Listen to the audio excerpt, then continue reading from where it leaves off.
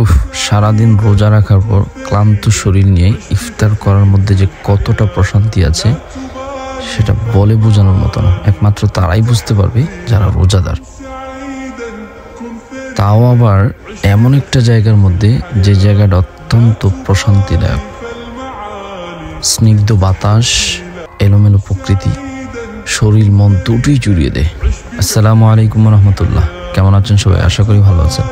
আজকে আমরা একটা চমৎকার ইফতার মাহফিল আয়োজন করেছিলাম।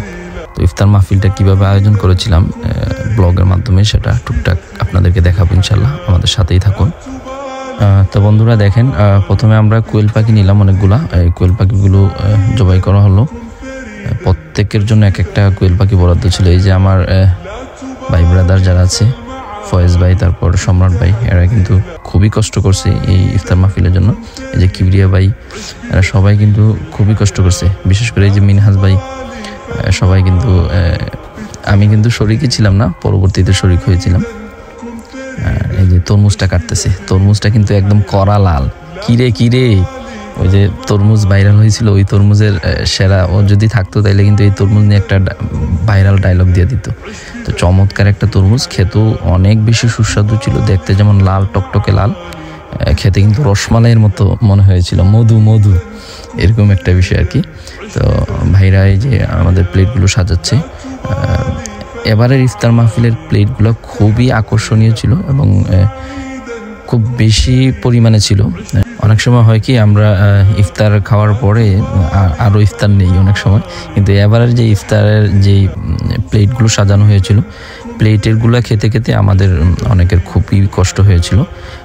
তারপর সবার সাথে এই যে আমি কিন্তু অনেক লেটে আসছিলাম। আর আমাদের ইফতার মাহফিলটা যেরকম আয়োজন হয়েছিল আমরা কিন্তু আপনাদেরকে ভিডিওতে সেরকম দেখাতে পারতেছি না। এর একটা বড় কারণ হচ্ছে আমরা সবাই লেট করে ফেলেছিলাম, মানে আমাদের একটু দেরি হয়ে গিয়েছে। তো দেরি হওয়ার কারণে আমাদের ছবিগুলো কিন্তু খুব বেশি সুন্দর হয় নাই, বা যেরকম দেখতে যেরকম ছিল ওই রকম আমরা আপনাদেরকে দেখাতে পারি নাই, যার জন্য আন্তরিকভাবে দুঃখিত। তবে যারা খুব কষ্ট করে এত সুন্দর আয়োজনটা করেছে তাদের জন্য আমার অন্তর থেকে দোয়া, তাদের প্রতি কৃতজ্ঞতা, শুকরান, জাযাকাল্লাহ। বিশেষ করে সম্রাট ভাই, ফয়েজ ভাই, মিনহাজ ভাই, কিবরিয়া ভাই, আরও নাম না জানা অনেকেই আছেন, তাদের প্রতি অনেক বেশি কৃতজ্ঞতা রইল। এখানে সবাই কিন্তু আমরা খুব বেশি আনন্দের সাথে, খুব বেশি মজার সাথে ইফতার মাহফিলায় শরিক হয়েছে। আমাদের খুবই ভালো লেগেছে। আপনি একবার চিন্তা করে দেখেন, খোলা মাঠ, খোলা জায়গা, এর মধ্যে আবার স্নিগ্ধ বাতাস, মৃদু বাতাস, শরীর মন দুটোই জুড়িয়ে দেয়। এমন একটি জায়গায় যখন এরকম একটা চমৎকার ইফতার মাহফিল আয়োজন করা হয় তখন কার না ভালো লাগবে। আমাদের কিন্তু যথেষ্ট ভালো লাগছে, অসাধারণ লেগেছে। আমাদের স্মৃতিতে এটা থাকবে ইনশাল্লাহ। মানে এবারের যে ইফতার মাহফিলটা, এটা আমাদের জন্য স্মরণীয় হয়ে থাকবে। আশা করি অনেক দিন পর্যন্ত এটা আমাদের স্মৃতিতে থাকবে ইনশাল্লাহ।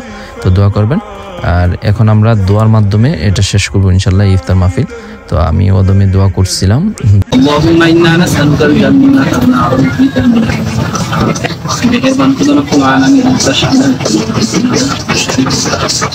মেহেরবানি করে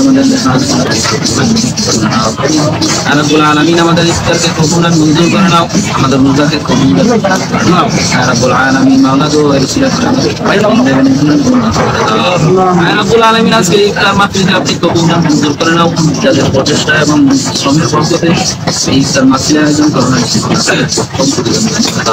রব্বুল আলামিন হাদিসের মধ্যে বর্ণিত আছে রোজাদারকে ইফতার করা হবে। রব্বুল আলামিন যারা এই ইফতারের মধ্যে আয়োজনের মধ্যে শামিল ছিল তাদেরকে প্রতিদান দান করে দাও। রব্বুল আলামিন আজকের মাওলা, আমি গুনাহগার, কার মনে কি আশা কি ব্যথা আমি জানি না। যে মনের আশা নেই, যে মনের ব্যথা নিয়ে তোমার দরবারে হাত দিয়েছে, প্রত্যেকের মনের আশা করে দাও। সাল্লাল্লাহু তাআলা আলা খায়রি খালকিহি মুহাম্মাদিন ওয়া আলিহি ওয়া আসহাবিহি।